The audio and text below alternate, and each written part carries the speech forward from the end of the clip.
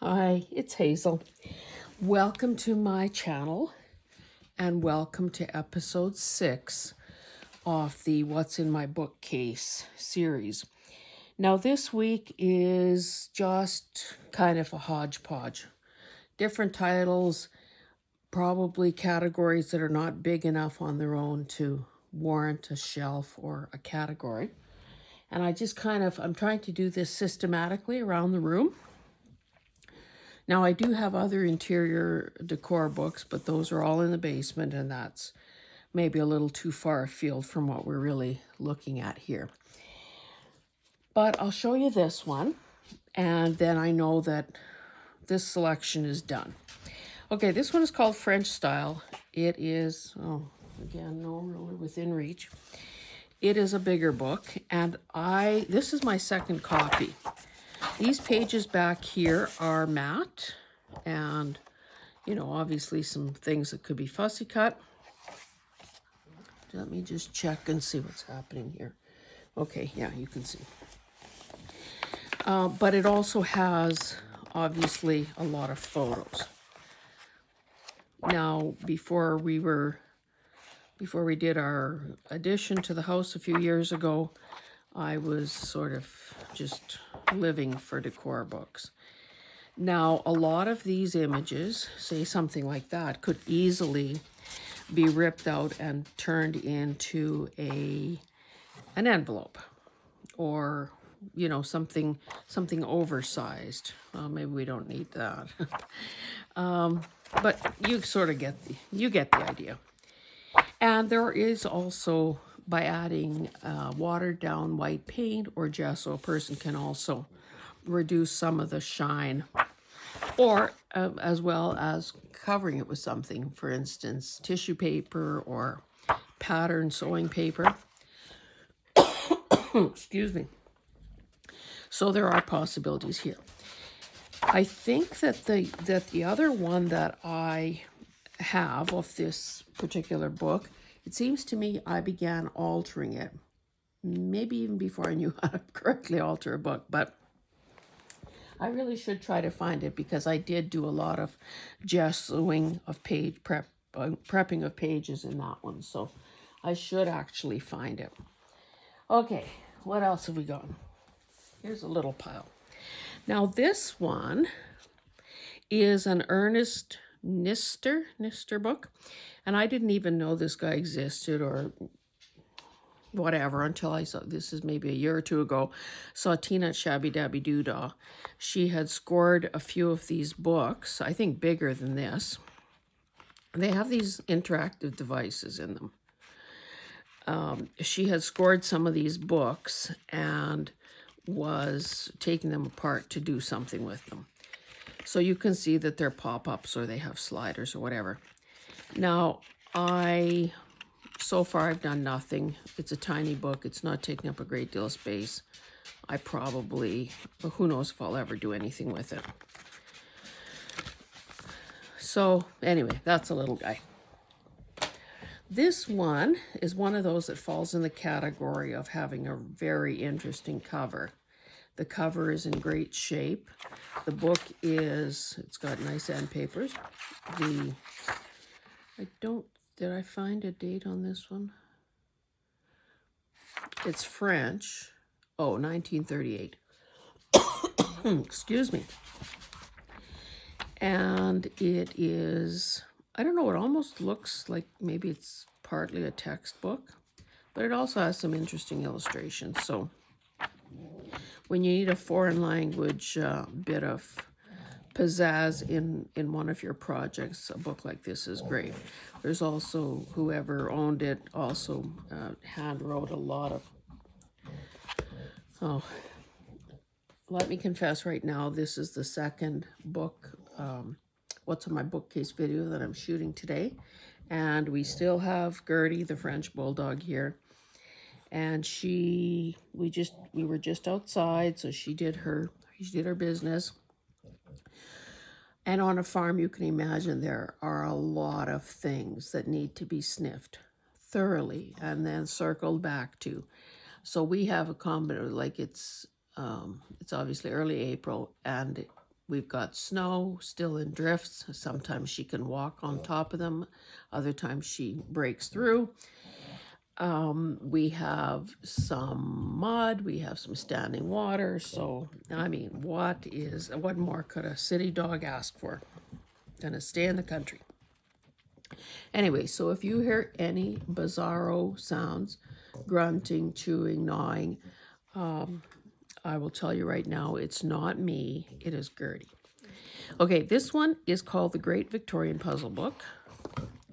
Paperback, soft cover, 1993. And it has some of those old-timey illustrations that we sometimes see. It also has these sorts of illustrations where they're trying to teach a trick or test your intellect or something. So it has possibilities. Like these are cool too, just to use in collage. As you can see, there are also some interesting borders. So this book will be sacrificed for the greater good. This is kind of related. World's Greatest Puzzles. Oh, look, somebody identified the hard ones. This must be directed at a kid because that's kid-type printing. 93. The book is broken. But again, cool things to cut out or, even to turn into pockets or whatever. Again, I'm going to assume that most of you who are watching this are paper crafters or junk journal makers, so I'll stop, telling you what you already know. This one is a book on palmistry, 1,254 illustrations. So you think that's going to be enough? So basically, a lot of palms, a lot of lifelines there. The paper is also old because it's not the greatest quality. The paper is also discolored because it's not the greatest quality. It might have been sort of creamy to begin with, and it's gotten more so over the years. 1980. Okay. Let's pull a few more in. I may have shown these next couple in a book haul, but again, if you missed that, then you might see some value here.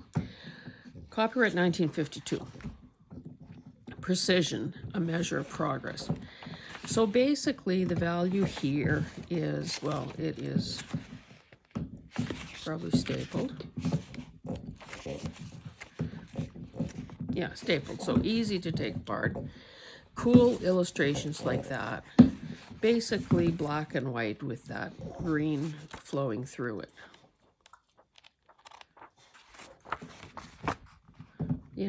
Cool things like that. This one is called Parties, Plans and Programs. And this is copyright 1936, but this is the 1954 issue. Nice table of contents. Nice paper. Here are different ways of setting up tables and oh, you know what? I wonder if this is all directed at children. Well, we'll see. I thought at first glance that it was going to be, how you have to know kind of the size of a table, how many chairs can fit around it, what the pushing in and, back in and out from the table, how much space that takes, because that is an art form. We've probably all been in situations where you have to inhale to get out of your chair, and you get way too close to the guy whose chair is rubbing up against yours. I think that's more kids' games. Okay, Treasure Tunes, Teacher's Edition, 1961. So music paper, kind of a little larger format, like not as big as the real music, the composition type things that we often use.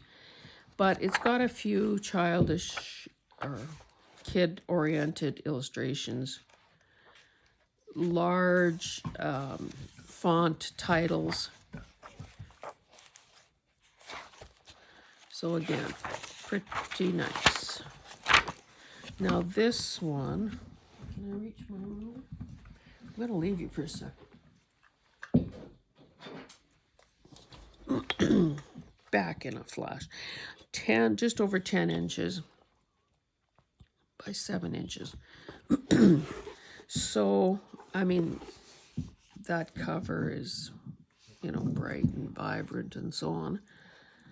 I wouldn't leave it as is, but it's certainly a book that could be altered and recovered and so on, and sewn in signatures, so that's always a plus. This is a gigantic book, well, thick, let's say that, almost 10, 6.5, whoops, sorry, I'm still using my ironing board setup, 2.5 inch spine. I'm leaving this ratty dust cover on for now because it is doing a certain amount of protection. You can see an embossed guy's face on there. Nice end papers. Oh, I've already ripped some things out of here. Smooth, creamy, ivory colored paper.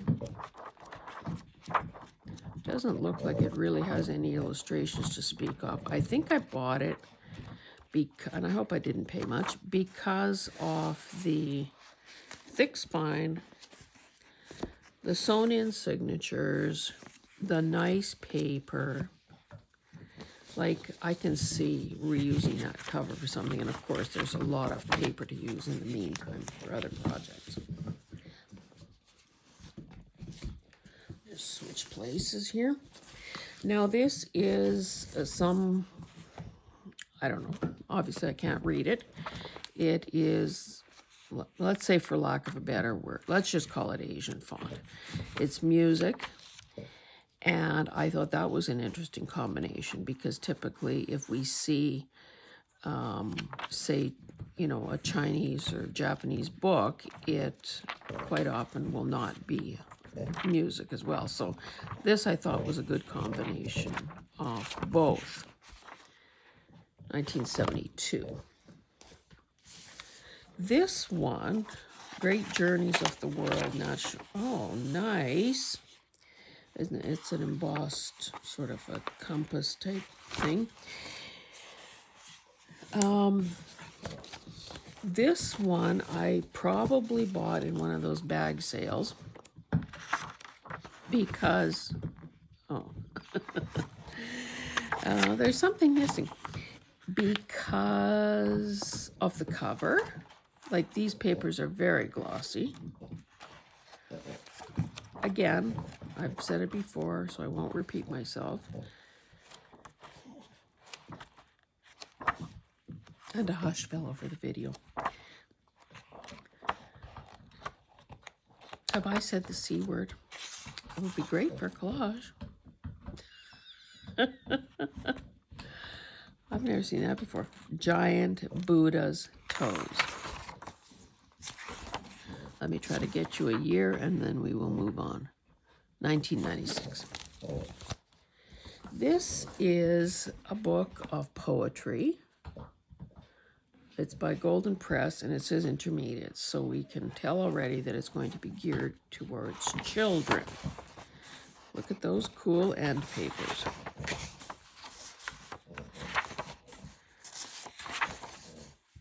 Whoa. 1959. Again, really nice paper. The nice layout of the pages because it's got poetry in it. A lot of teeny tiny little illustrations that, you know, depending on the size of one's punch, could almost be punched out in circles or squares. Or, of course, torn out or fussy cut or whatever your little heart desires. Oh, even a few, oh, that's lovely. Even a few that are color. See, that would somebody just rip down our road. You're never going to have to hear me apologize for traffic noise. Because nobody ever comes by here. So, yeah, a lot of value in this one. I haven't touched a single thing in it.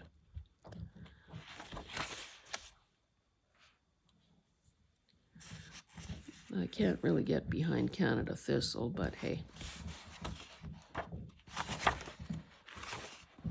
Did you know that that a thistle has like a tap root that can go 10 or 20 feet into the ground? That's why you can never get rid of it, because there's no way that you can possibly yank it out by its roots. So that's where you need the big guns like Roundup or something like that. Anyway, a very nice. I wish you could feel this. It's really nice. Now this book also has an interesting cover, and this is a Reader's Digest book, and it's called You and the Law.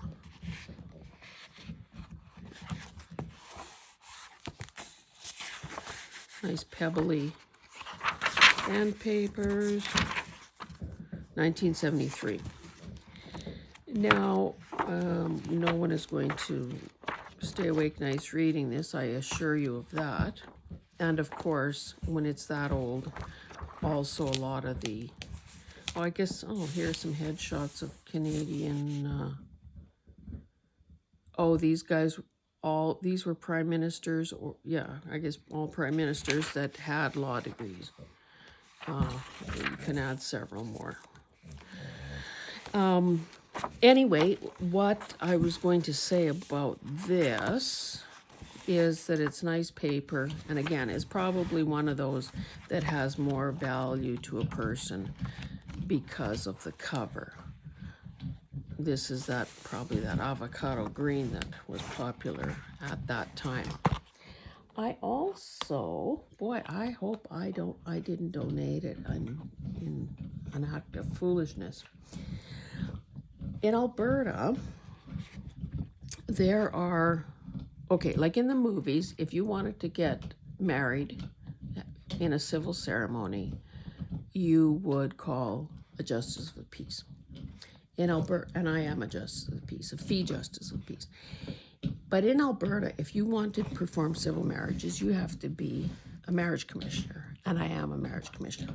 Anyway, back in the day, in the early days of my appointment as a justice of the peace, we always, it probably wasn't reprinted every year, but every time the Canadian Criminal Code, every so often, every few years, we would get a new hardcover copy of the Canadian Criminal Code.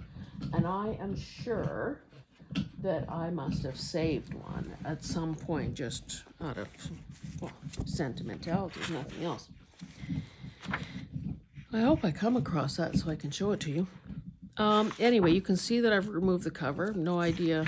I do have a whole, you don't want to see how many book covers I have saved. They're all in the basement, stored safely. Okay, this book is called Children and Books, 1991.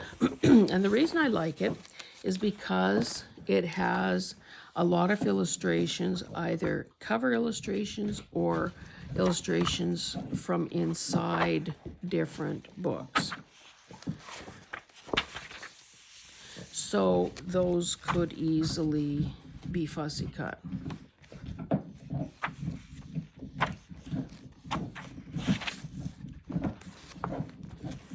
Again, that dog is chewing on one of those chew toys. You know, where I don't know what it's made of. It's just nice and noisy on a laminate floor.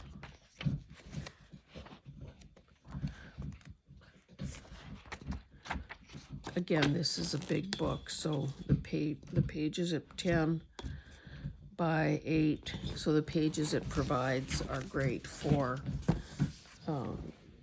collage or anything like that. I'm going to show you these. The covers are not great. They're very ripply, but they are these are I think, the complete works of Taras Shevchenko, who was a Ukrainian artist, poet, civil rights kind of guy. And of course, it's all written in Ukrainian, so 1991. I don't think that I will ever be doing anything with this, but it is my heritage, so, you know, he's a huge figure in Ukrainian history. So, Ukrainian or Cyrillic font, a lot of illustrations. I have several books in Ukrainian, by Ukrainian authors, Ukrainian Canadian authors, that I doubt that I will ever cut into unless I have duplicates. So, and I do have some duplicates. Okay, let's keep going here. This one is called Art Nouveau and Art Deco Silver-Plated Flatware. Oh, did I show? I wonder, I might have shown this recently. Did I do cookbooks? I can't remember if I did a week on cookbooks. Anyway, I won't waste too much time on that one. This one, and I know that for a while there I had several, you know, multi-volume sets of medical books, but again, that too is outdated practically from, you know, this morning till this afternoon. But this one, I don't know, this may have come from my mom. Anyway, it's got not very attractive illustrations. They're kind of simplistic and almost cartoony. And, well, I don't mind the color, but it's just that, I mean, if I'm looking at a skeletal system or muscular system or some sorts of organs, I would like them to, you know, kind of look a little either scientific or real or something. So this is probably one of those books that ends up being more collage-y or maybe even a glue book or something like that. Because, you know, you never look at a book, no, a gift book in the, how does that go? A gift horse in the, whatever. You know what I'm trying to spit out here. The Alphabetic Labyrinth. Excuse me. Talking too much. 1995. So it's got this sort of nice watermark, almost design. 339 illustrations. I won't tell you what I feel about indexes.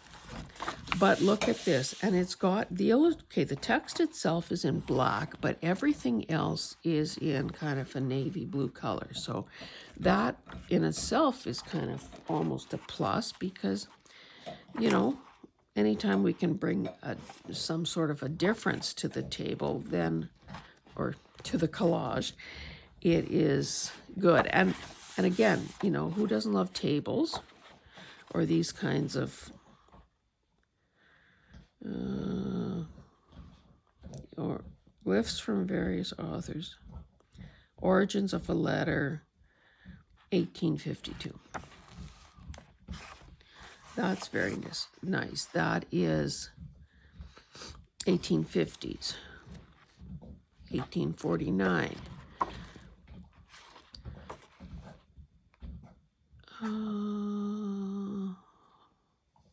Okay. You know, I just thought this was so nice. I haven't removed any of the pages or anything. This is from 1743, so of course it shows that calligraphy type penmanship that, or calligraphy that used to be used on important documents and so on. This is from the 1500s.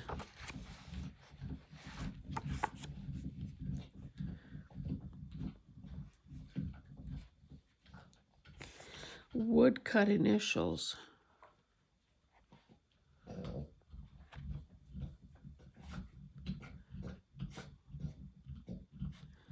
That is really quite unbelievable when you think about it.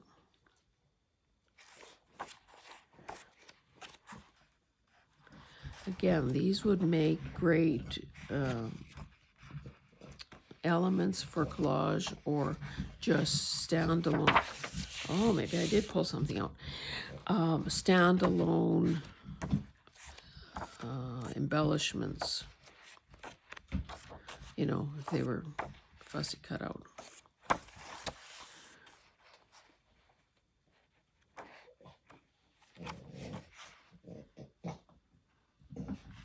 Cherokee.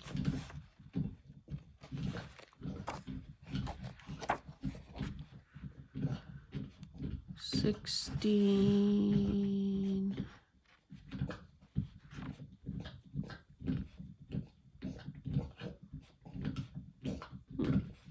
The Lord's Prayer. Philosophical script. 1668.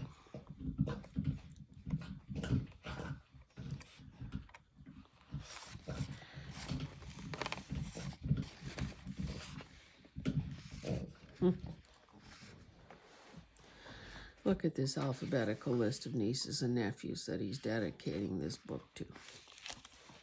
Anyway, let's see what the real cover is like. Oh, that's nice too. Yes, very nice.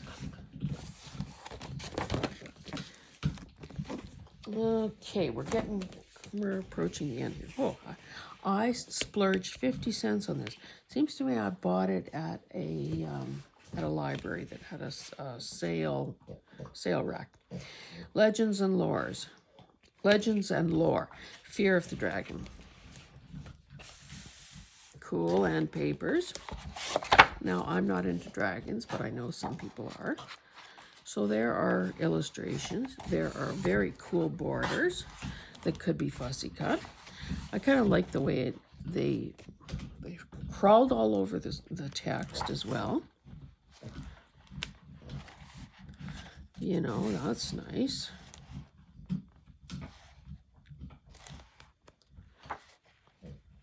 In case you're wondering what a dragon's foot looks like with all the bones showing. There you have it. I don't, you know, like obviously that's going to probably end up being torn up for collage because, again, I can't see. The number of journals that I want to do is probably decades long as it is, never mind adding, you know, some of these more peripheral stuff. Nice big font here. So doing a dragon journal would be about 85th on my list. But for 50 cents, this book came home with me.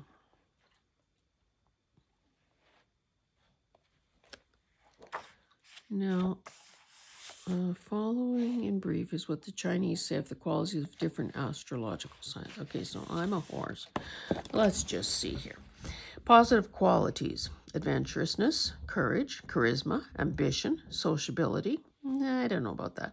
I am an introvert. Intelligence, loyalty. Horses make great explorers, traveling merchants, and generals. Maybe not. Okay, but my negative qualities: restlessness, impatience, recklessness, and self-centeredness.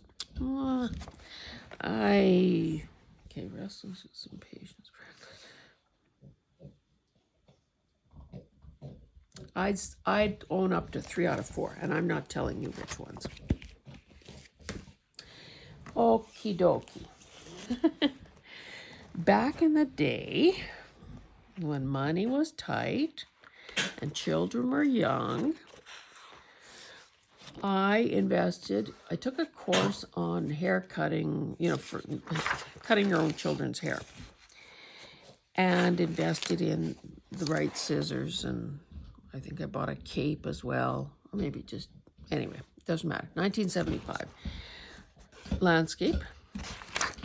A lot of white paper. I mean, you know, and paper, blank paper. It is sort of creamy colored based on this tablecloth here.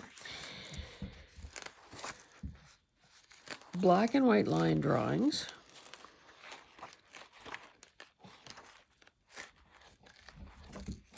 You know, so a page like this could easily be ripped out and become you know, a folio in a journal.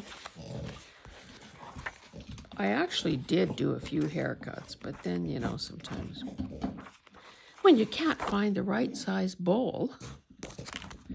Kidding. I don't know why I have this. I mean, I did, back in the day, used to buy a lot of Sunset books.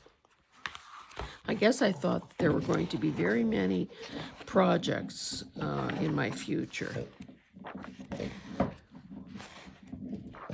And of course, I didn't have the talent to do it. So unless you can convince a husband to do it, chances are it's not going to happen. But again, some of these would be really cute. I'm not going to say the C word. And the pages, yeah, have a bit of gloss to them, but that can easily be hidden as well. So there's that. Okay, 3 more. This, I believe, is a duplicate of one I already have. So, again, I've said it before, that makes it easier to rip into it. And look, my namesake wrote it. Anyway, this is a book on painting using acrylics. So if you saw I have no idea what day it was, but my 100-day project series. Oh yeah, the video is called The Zen of Doodling on Masterboards or something like that. So basically the gist of that was that I had cut out of a different book, obviously, different art, reproduction of, you know, people's artwork. And then just added some doodling. So a book like this is just a wealth of those kinds of images. And then if a person ever wanted, you know, color wheels or these swatchy kind of things, there's that as well. So much here to use if a person is so inclined. Like, look at those. That's trying, whoops. I lost the page. Yeah, testing different substrates. So masonite, mat board, primed canvas, canvas board.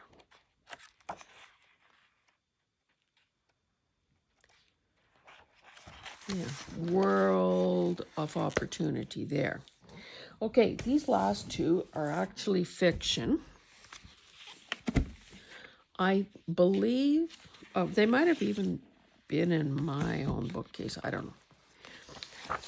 So the reason, okay, what is the size here? 9.5 by about 6. Same size. Okay, so basically, I think that I bought this or saved it because of the thick spine, thinking, well, this would be great to pull out these pages and alter this book. Now, I don't know about that. I can't remember what I did. I can't remember if the last altered book I did, and that was an oversized one that I'm using as an art journal, if that was sewn in or glued, because it seems to me that when you start pulling out glued pages, I'd say this is, it's hard to tell, but I think it's just glued.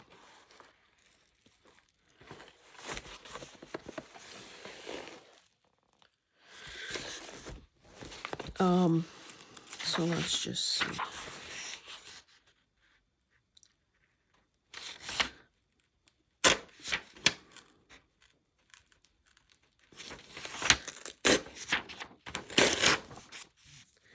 Okay, that comes out, I guess, not too bad. So this is one of those books that could be a glue book, could probably be an altered book. just have to be very sure that the pages that get left behind get sufficiently reinforced so that they too don't come loose. Anyway, sorry, that was a bit of a downer, or a bit of a maybe anticlimactic to end on that one. So let's just put this one back in frame. Anyway, that is it for this week's edition of What's in My Bookcase.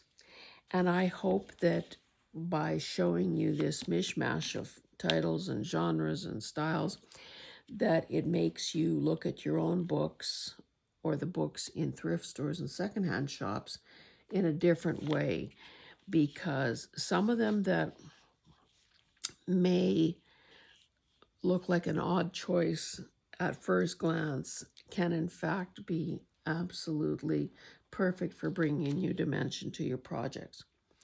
Anyway, thank you for watching. If you haven't already subscribed, I would ask that you do so.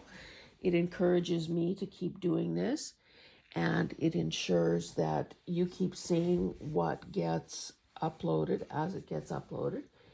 And if we do that, it's win-win, and then we can be assured that we'll all live happily ever after. Anyway, on that note, I'm going to say goodbye till next time. Thanks. Bye.